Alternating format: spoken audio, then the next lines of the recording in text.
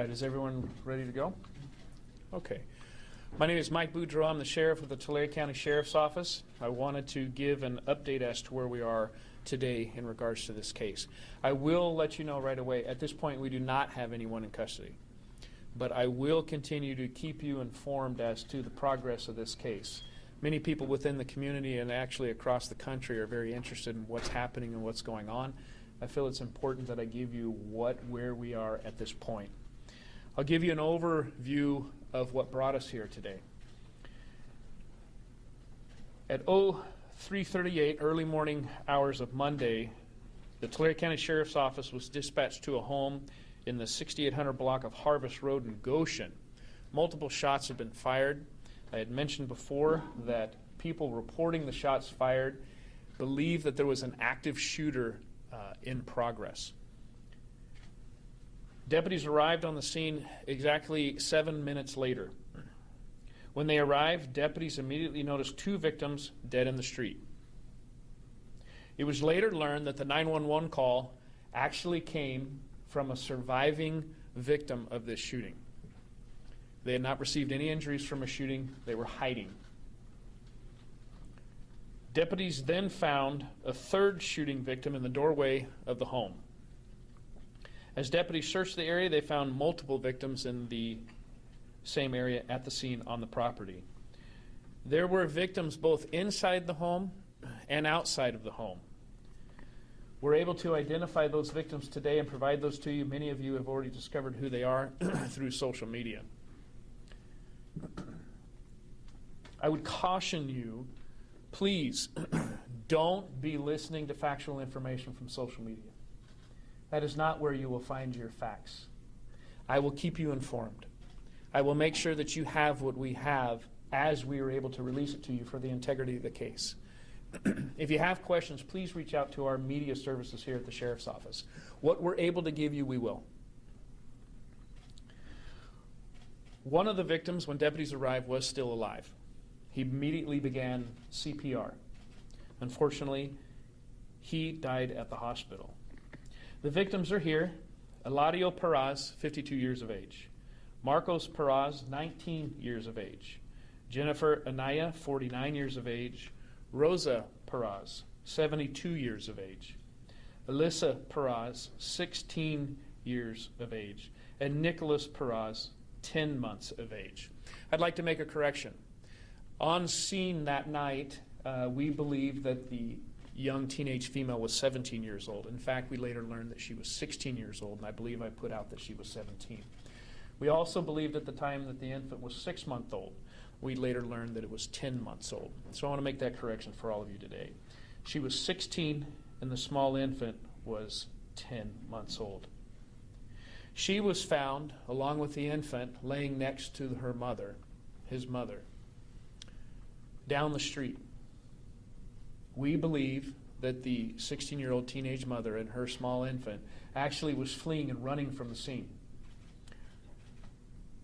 What we have since learned through forensics, that it was clear that the shooters stood over the top of the 16-year-old mother and fired rounds into her head. The 10-month-old infant also suffered from the same attack. None of this was by accident. It was deliberate, intentional, and horrific. I will tell you this. We do know of 3 surviving victims from this, what we're describing as a massacre. 3. We will be interviewing them and collecting as much information as we can.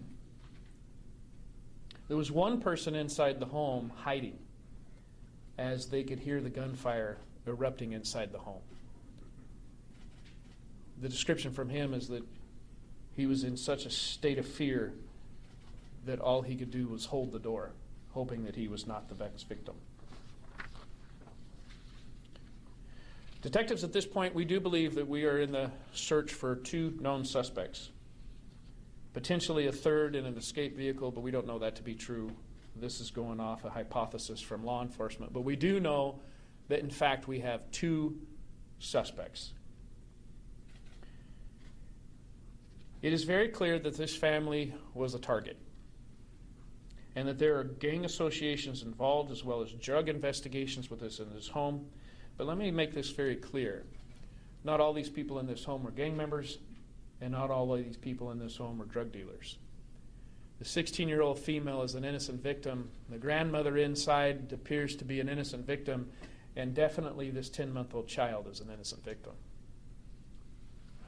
I'll tell you a little bit of the history of the home.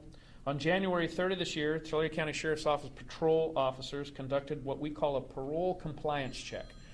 Basically what that is when we know people who are on felony parole and are in the community, we will stop and make sure that they're abiding by the law. This compliance check done on January 3rd is the same home where the massacre occurred on Monday.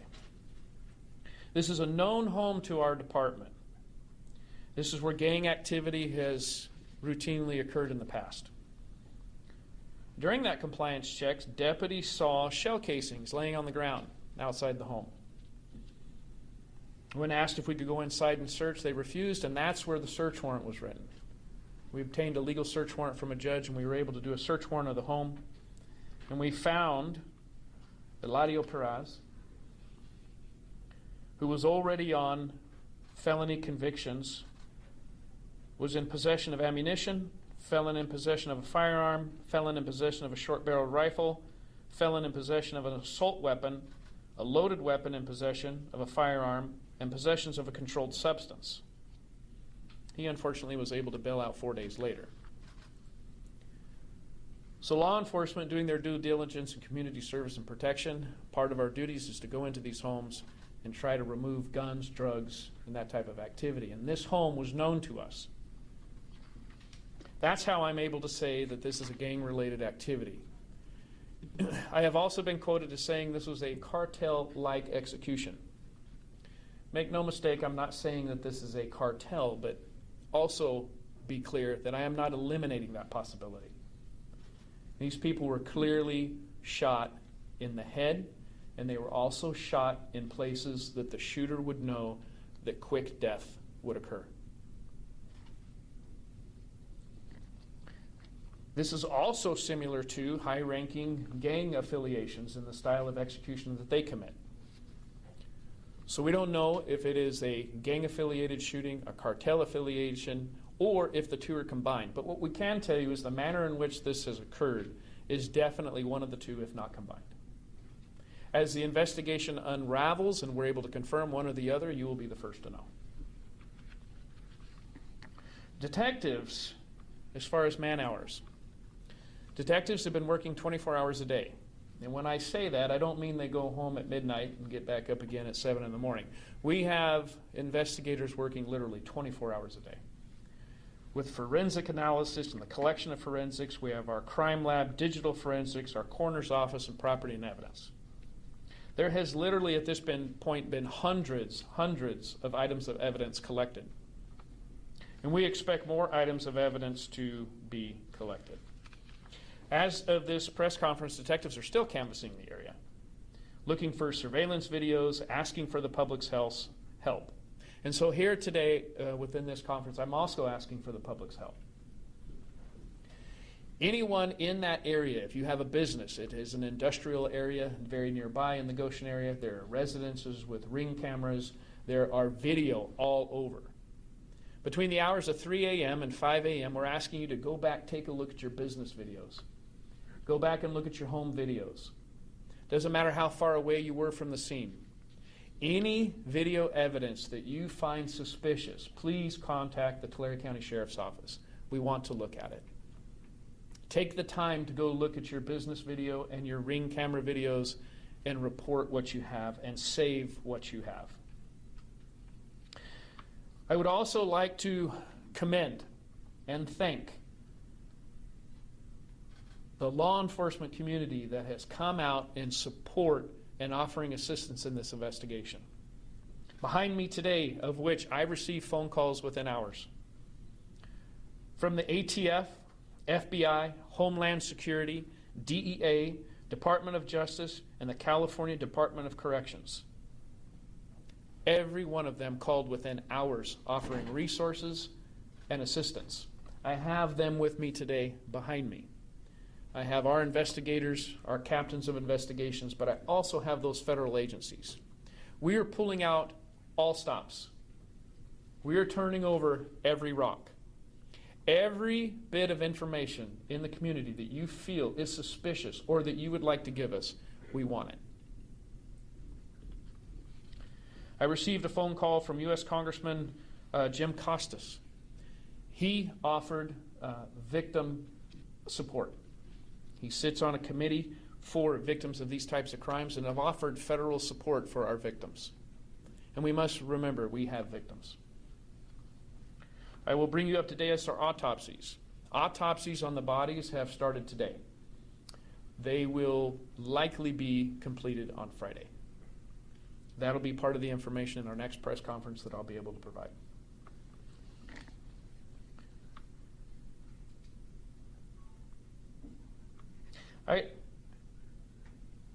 I want to introduce Joshua Jackson, Special Agent in Charge with the ATF, and he will speak about our $10,000 reward that we are now offering. Thank you, Sheriff. Hey, good afternoon. My name is Joshua Jackson. I'm the Acting Special Agent in Charge for the San Francisco Field Division, ATF.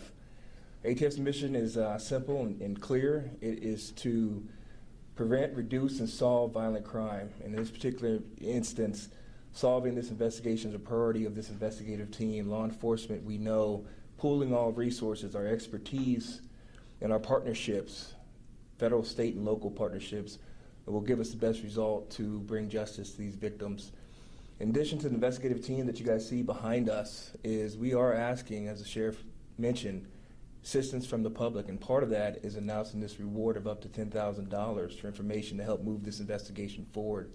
Please contact the local sheriff's office here with any information that can lead the investigation further.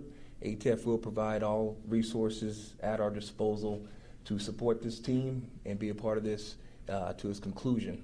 Thank you. Thank you, Joshua. Thank you, Joshua. So I want to announce to the community as well. There's a $10,000 reward. We have more money coming in from groups that are offering special reward, and we anticipate that that reward will go up. I want to give a note of caution as we begin to conclude and potentially open it up for questions. I know today you're wanting as much information as you possibly get. I want to reassure you that I know a lot. There's a lot I can't tell you. I can tell you that there is a great deal of amount of work that is going into the intelligence side of this investigation. I know a lot, but we do need the public's help. The public's help will help support not only theories, but the IT side, the technical side of things that we're looking at as well.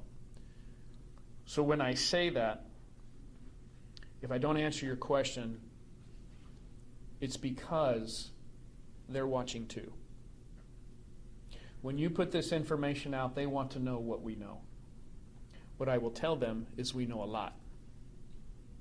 We anticipate that there will be arrests. When that occurs, I can't say that that happens in a week's time or even a month's time. But what I can tell you is that we will be slow, methodical, accurate, precise, and that we will make sure that when we make these arrests, that this investigation for the victims, these people will be held to justice. So with that, I'll conclude. I'll open it up to questions. I just wanted to be able to bring you and the community up to date. Again, to the community, this was not a random act of violence. This was a very specific, targeted act of violence. So I don't want the community to be scared or worried. I will say that I have received, not only on social media, but personal phone calls, text messages, as well as many of my staff, heartfelt condolences for the family and this young 10-month-old child, young teenage mother, the grandmother inside the home. Innocent victims. Should have never occurred. We want to hold them to justice. So with that, I will open it up to questions, and if I can answer. Sheriff, you mentioned you're still working out if it's a gang or cartel organized group. Do you believe them to be local, whether it's any of those groups? Well, when it comes to certain gangs as well as the cartel, there is local connection that spreads across the state. I can tell you that some of our investigations have already led outside the county. Sheriff, during your time as sheriff here in Tulare County, is this one of the most serious things you have seen? I've been with the sheriff's office for 36 years. And the world that we live in as far as investigating and working for our victims is an ugly world. This is one of the most egregious that I have seen. However, I have seen many very similar to it. What I have not seen is the very apparent murder of a 10-month-old child for no reason. What I have not seen is the very clear assassination style to the head of a teenage mother. That I have not seen. It's egregious. Sure. Yes, sir. So was Eladio Perez the intended person that they were after, but everyone else was an innocent victim of this crime? Okay, so I know a lot, but I can't answer that question. What I want to tell you is I don't believe he was the initial intended target. Why do you think they were targeted? It's a great question, and I know the answer to it, but I can't tell you. Have you dealt with a lot of cartel crime in the past, or like what's the spectrum on that? Well, I can tell you that we do have cartels here in the Central Valley. We do have cartel in Tulare County. I am the vice president of the California State Sheriff's Association. I meet with the sheriffs on a regular basis. I can tell you cartels are here. They are here for multiple reasons. Selling drugs is lucrative. There's a lot of money to be made, and it focuses on the money. The other is that we have a very unsecure border right now. There's a lot of back and forth when it comes to the cartels and free movement up and down the state and across the border. We have intelligence on cartels as well as gangs and drug trafficking organizations and the like. Most of those crisscross each other many times. But be very clear, I'm not identifying or pointing a finger at any one cartel. I'm not. I'm saying that what took place is very much like what we've seen in the past when it comes to an execution by cartel. Are you able to tell us the relationship between everybody on the board here, all the victims? We can. I just received a briefing, but I think it might be better served. Lieutenant, are you able to give the relation of all those on the board? Or, Yeah. I can, yeah. Go ahead. We are comfortable telling you that the victims on this board are immediate family to each other. That's what I'm comfortable releasing now. Okay. So I think what they're referring to, grandmother. Yes. Rosa is the grandmother. Elisa is the grandchild to someone who survived at the scene. This is another grandchild, I believe, of someone at the scene. This is a girlfriend very close to one of the survivors. Nicholas is Alyssa's young son. So I hope that helps. What about the survivors? Sheriff, what can you share with us about them? What can you tell us about what their experience was? How are they going to be able to help you in your investigation? Yeah, that's a great question. One of them, as I indicated, he could hear the shots being fired up and down the hallway. He put his feet up against the door and laid flat as he could, hoping no one would come in. He actually describes them rattling the doorknob to see if they could get in, and then they moved on, leaving him inside. The two others were hiding in a nearby trailer where one of the victims was shot in the threshold of the trailer door. Fortunately, the two suspects in this case never entered that trailer, and they remain hidden inside the trailer. So we have 3 surviving victims who are providing a great deal of information. So last time that you were with this residence, did you say some drugs or weapons, or is that something that you found in this house in the past? We have. In the past, we have found methamphetamine, marijuana, and automatic weapons. Do you have a description of the people that you're looking for that were involved in this homicide? I do not. Not at all. Not a description of a car, none whatsoever. I know certain things that I'm not able to release right now. I will tell you, many of the questions that you're asking they're great questions. They really are. And it's things as we move along, I'll be able to come back at the next press conference or the one following. Hopefully I can answer them with more detail. I will tell you that the gentleman behind me, as well as many of my administrative staff, we have been in briefings on this case, and there's a lot that we know. But again, let me just reiterate, I have to be very careful and cautious because they're watching what's happening today as well. With that, is there any way to tell the connection between the suspects and the victim? As far as a relationship, or as far as... Yes, like how you know that they're suspects. Well, I can tell you that there's been certain things turned over to us that bring us to that conclusion. They knew each other. The suspects knew. I don't think they did. Okay. Goshen, being a population of just 3,000 people, would you say that this is shocking for it to happen there? It's shocking for the nation. Not only is it shocking for a small farming community of something like this to take place, it's shocking to our county, it's shocking to the state, and I have to tell you, I'm receiving phone calls from all across the country. Fellow law enforcement people just of concern. It's shocking. It's shocking that we live in a community where this type of danger exists. We realized that there was wrongdoings going on at that home. That's what we do as good cops. We investigate those types of things. But there's also innocent victims here as a result of that type of behavior. And going in and massacring an entire family goes above and beyond. This is why I continue to focus back on a high-level gang-style execution and or cartel execution, because this is not the normal. Not the normal for us in this county anyway, and arguably not the normal for the state of California. Was the 10-month-old child in foster care and on a visit with the mother? Oh, that I don't know. That's a great question. If you have that, I don't know that. All I know is that it, in fact, is her child. She was laying next to that child, both of them with gunshot wounds to the head when we arrived.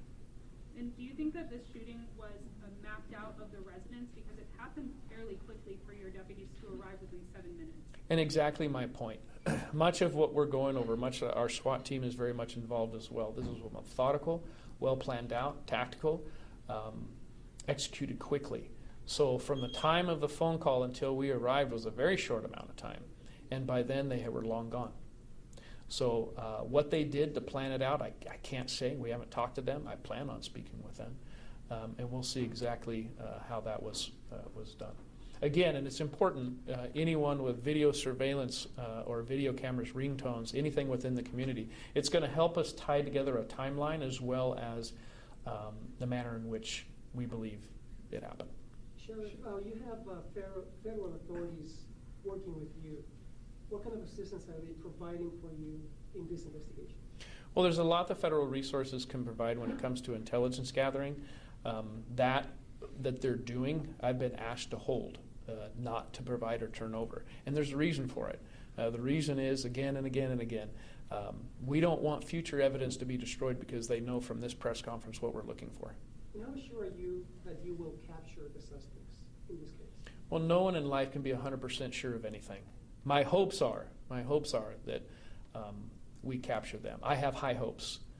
I have high hopes with what I've been briefed on so far and what I've seen, the amount of energy and effort that's going into these cases when it comes to our local investigators within the agency themselves, as well as our federal counterparts that have sat with our teams putting together a good quality case. I'm very confident that we will result in an arrest. The timeline on that, no one can tell.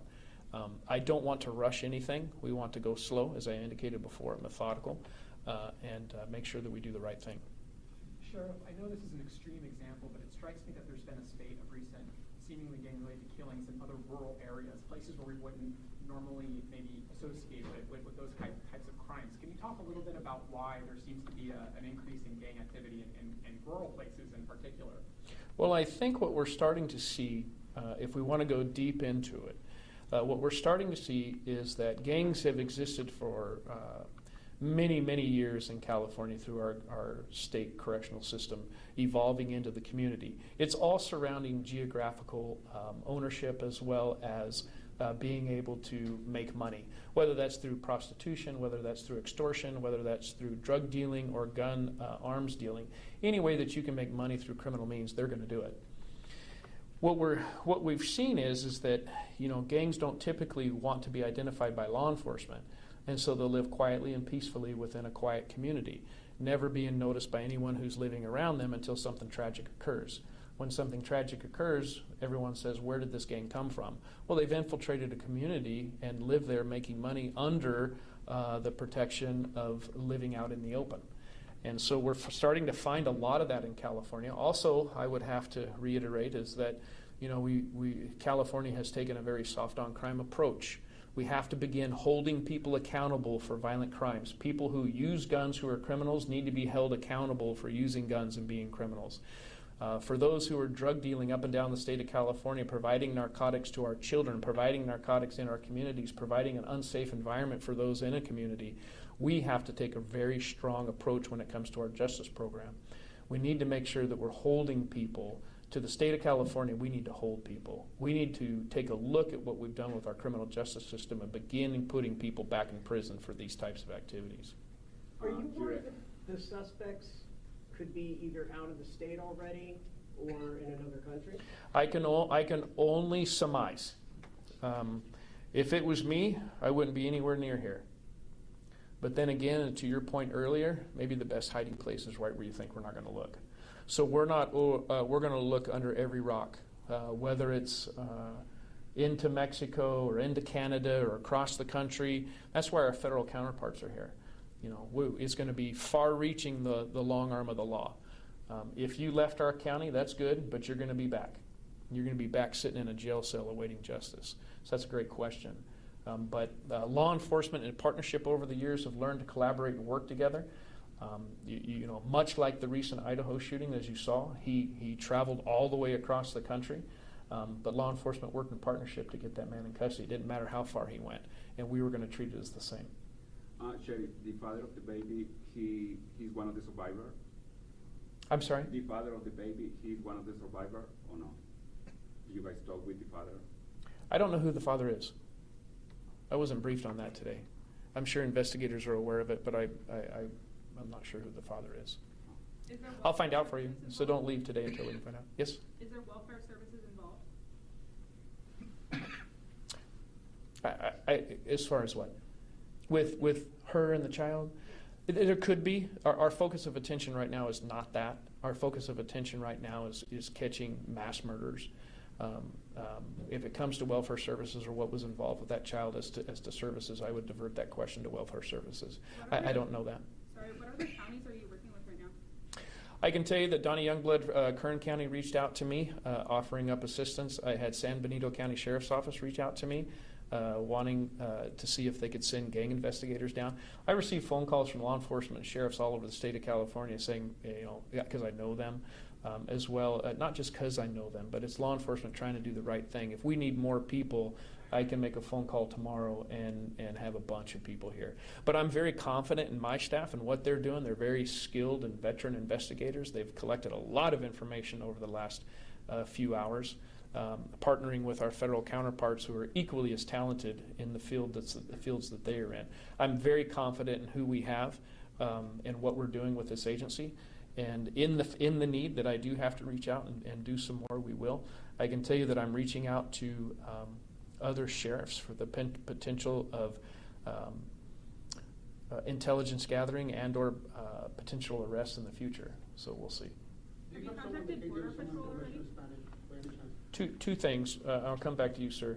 Border Patrol, we have not reached out to them, as I understand, but we do have our federal counterparts who have connections with the Marshal's Office, as I was briefed this morning, that will be monitoring both borders, Canada as well as Mexico. Sir, your question in the back? Yes, do you have someone that can give some information in Spanish?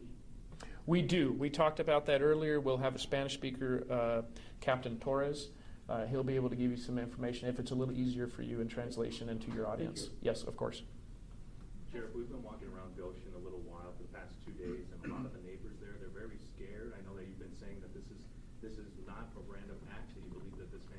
David, but a lot of the people in that neighborhood, they're pretty scared right now. So do you have a message for them? And I would be, if it was me, you know, if I'm in my home and my neighbors were just massacred in a slaughter, I would be scared too. I'd be locking my windows and locking my doors. But this is what I will tell you. This was, I'm confident, factual, that they were targeted for a reason, some of which I can't share. They were not there to hurt anyone else in the community.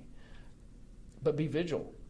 Be aware of your surroundings. Call us if you need us, we'll be there. I can tell you that we're working with the Visalia Unified School District today. Our school resources officers went out to the local elementary schools to help with that school district, just to meet with the children, to give them a sense of peace, to give them an understanding that law enforcement is here for you.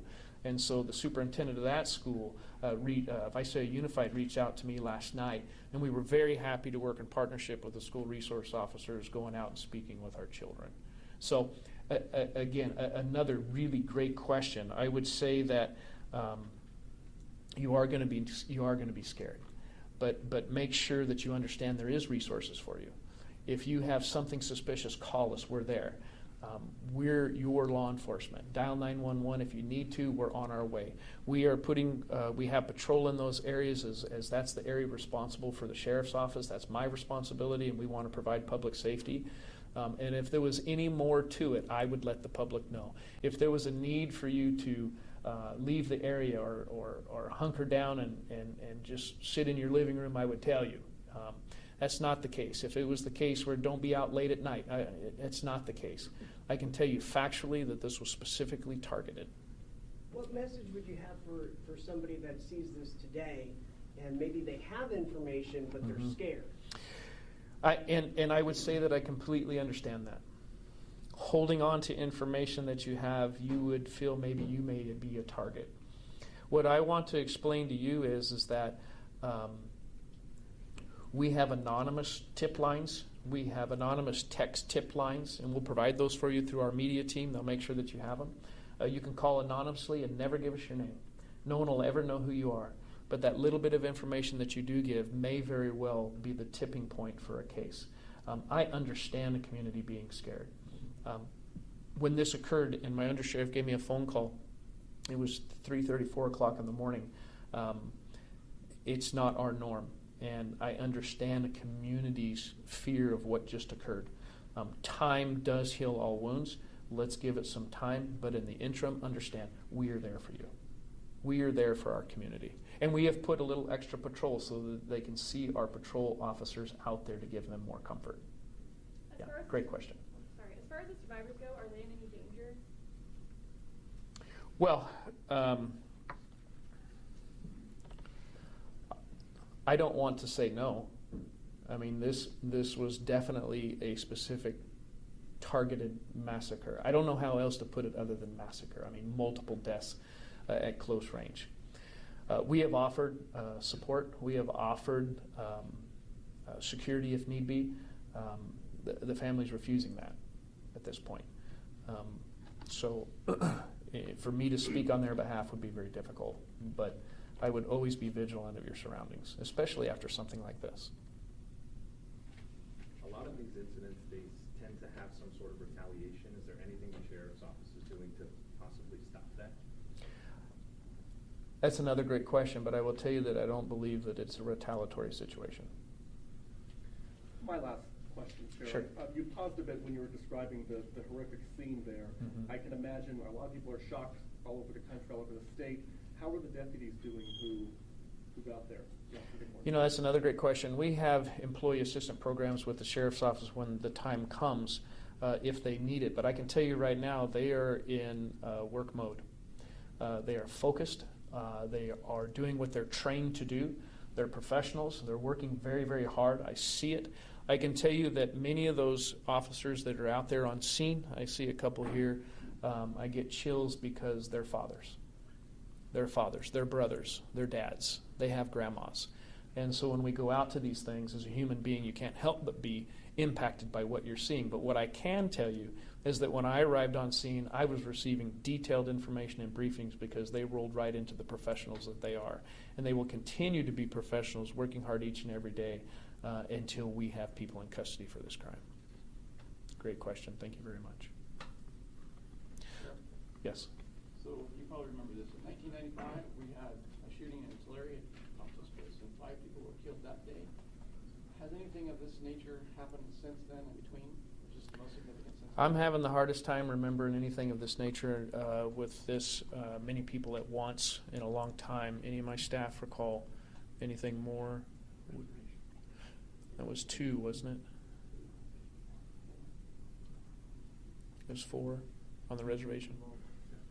Okay, yeah, I do remember that now. We did have a case on the Indian reservation. I think there was 4. They're indicating that there was 4 people. I do remember that case. But this one carries a little bit different twist. And I'm going to tell you why. I know for a fact that this young lady was running for her life. And I know for a fact that there was no reason to kill her, but they did. I know for a fact that this 6-month-old baby was relying on the comfort, 10-month-old baby was relying on the comfort of her mother, his mother. And there was no reason to execute that baby, and they did it. Somehow we wrap our minds around the fact that gang members killing gang members is a bad thing, and we investigate those to the full extent of the law.